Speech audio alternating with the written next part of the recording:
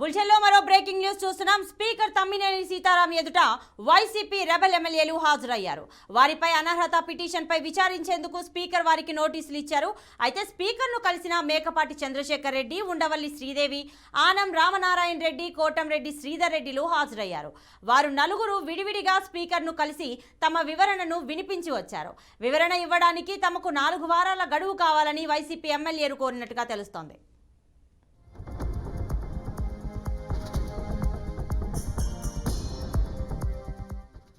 ఇక తమపై ఇచ్చిన ఆరోపణలకు ఆధారం చూపాలని కూడా కోరారు. తొలుత మేకపాటి, ఉండవల్లి శ్రీదేవి స్పీకర్ను కలవగా తర్వాత కోటంరెడ్డి, ఆనం రామనారాయణ రెడ్డి కూడా కలిశారు. అయితే తాము వివరణ ఇవ్వడానికి 4 వారాల గడువును స్పీకర్ను కోరారు.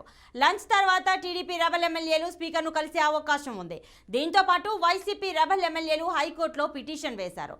తమకు ఇచ్చిన నోటీసులు రద్దు చేయాలంటూ హైకోర్టులో లంచ్ మోషన్ పిటిషన్ దాఖలు చేశారు.